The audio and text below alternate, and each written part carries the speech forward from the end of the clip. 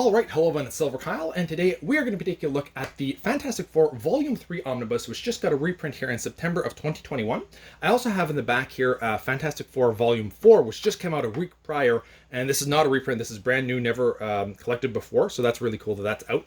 And what I like to do during these overview videos is if I have a few of the omnibus that kind of fall in line with them, specifically like Volume 1 and 2, and then now 4, I like to kind of have them all in a row because then I can show them what the spines look like all together if they're on your shelf. But I also like looking at the actual covers, and this Fantastic Four is really interesting to me because with Volume 1 and Volume 2, it's the actual comic book covers from the material that is collected in here.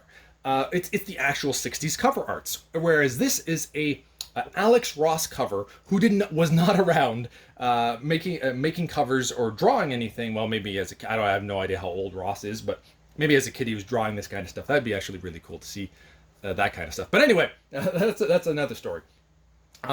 This is completely brand new, and none of the art inside this actual book look like this. Same thing with Fantastic Four Volume 4 over here.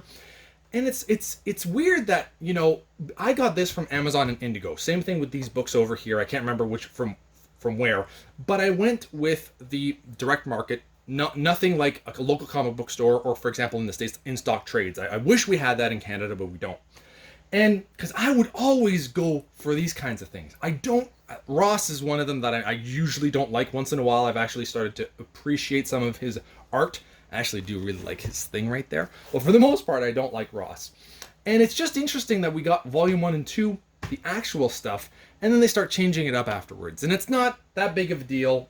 If I really wanted it, I could pay a little bit more and go to my local comic book store and pick it up there instead. But I like the convenience of it coming to my house. And, you know, the deals that we can get on these books are a lot cheaper to buy it from Amazon or Indigo if I pre-order at the right time. But anyway, that's just to kind of show you what it looks like with the covers if you're buying the collection covers and not the variants. And now we'll put them all together. And as with Volume 2, we do get the continued new version of what these spines look like. Very small font. Pictures at the bottom, very small volumes, very, very, very small names. I feel like that's almost an insult to the names. You can actually see here that even from how far the camera is right now, Stan Lee and Jack Kirby, that you can barely see. Like, I don't know, like if you could read Buscema and Romita and all that. It's like doing an eye exam kind of thing. And I really don't like that. I understand to a degree when you would have this many names, it might be hard to fit it on here, but I don't know. I feel like there's some way that they could do that. Maybe the font here is a little bit too big, but I mean, this is too small. They needed to go somewhere in the middle, and it's just really unfortunate. And I've spent way too much time talking about this in every one of my videos, so let's get on with the review, or the overview rather, of Volume 3. Okay, so let's finally look at the actual Volume 3 here now. This cover, it's Alex Ross, so I'm kind of torn. Generally, I do not like his stuff. I do really like the look of the Thing. I have to say that looks really cool.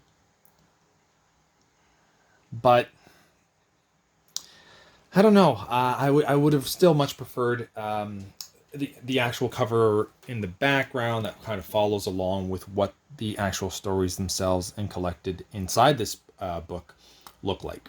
There's some fantastic covers that they could have gone with. And I don't even know what the actual variant looks like. But we'll take a look at the spine, take a closer look at this little image. I like this little image. I do think that they're a nice upgrade. I just don't like that they're not all uniform and that they weren't included from the beginning, which I've mentioned every time that we talk about these new omnibus. Some really excellent covers here. They're just beautiful. And this is collecting Fantastic Four 61 to 93 and annuals 5 to 7. Retails for $125 in the US and $157 in Canada. I think I paid $114 from Indigo on this, including taxes. So not a horrible deal. We used to get them for a lot cheaper than that before, but I'll still take it. Or maybe it was 118, 114, 118. I can't remember, but I did get this from Indigo. Oh, the flaps.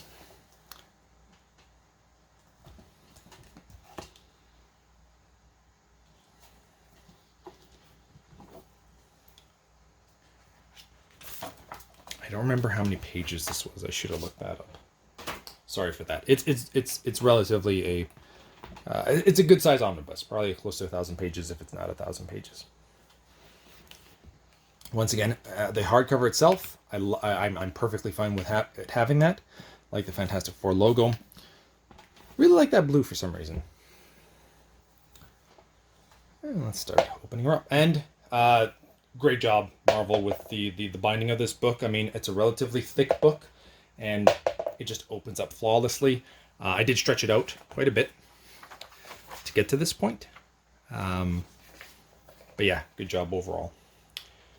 The fine folks that made this possible. The table of contents with the years and everything. I love that. I think basically 67 to 69 was the latest one that I saw. The forward here by Joe Snott. Then we dive right into it. Actual covers, love that. Page number, everything, beautiful.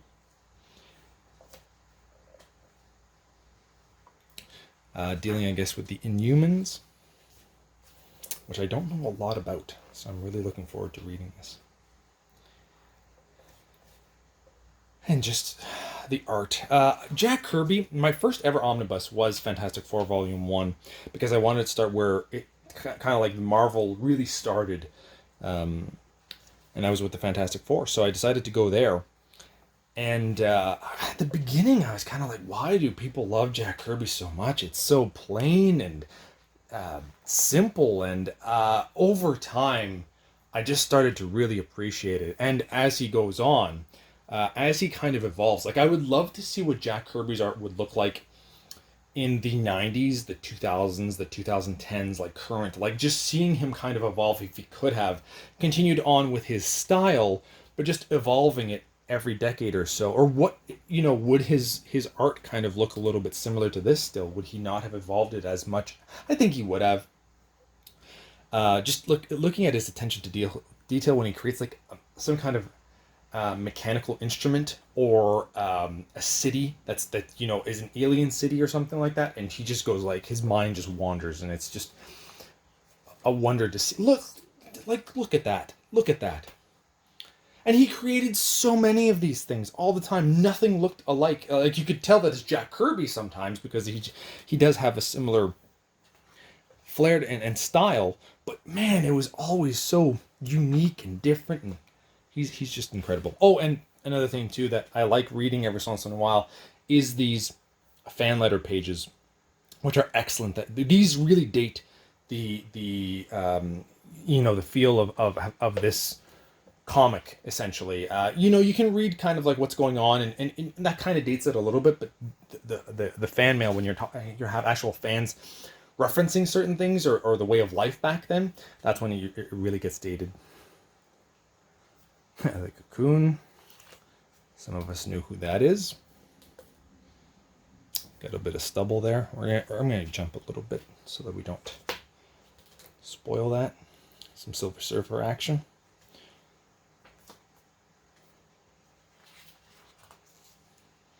I will say that I was generally happy with this, but I think that we're still getting a little bit where the book isn't laying as flat as I would like it to, because we are getting the sides here kind of popping out a little bit, and then it starts to go down afterwards, and I would like it to be a little bit more flat.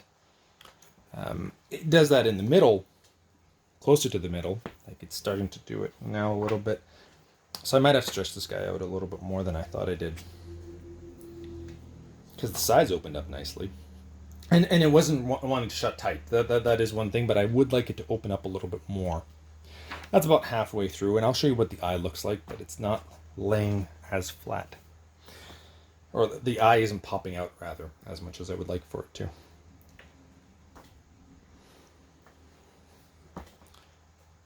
Okay, so it's not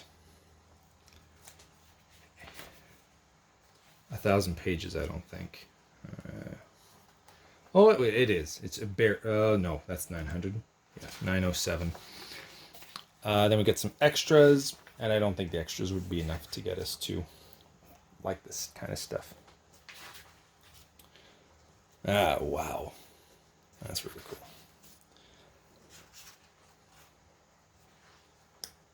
The Marvel's Greatest Comics. And here I really like, this is when I like other artists kind of, doing a take on, I guess these are the trade paperbacks. And I mean, I wouldn't really like the trade paperbacks to look like this.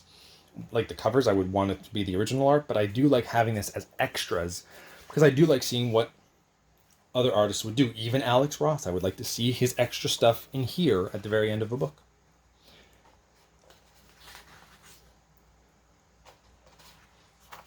And there we go. And I'll just quickly take a peek at the actual eye, and it's not popping out as much as I would like it to. So I will have to probably stretch this out quite a bit more. I thought I did a pretty good job though. But yeah, it's not nearly popping out as much as it should be there. Like that's not a good eye. I think reading it will help, but I really have to stretch this guy out a lot more than I thought I did. So there you have it. That is the Fantastic Four Volume 3 Omnibus. Thank you all for watching. You have been bearded in Beardage.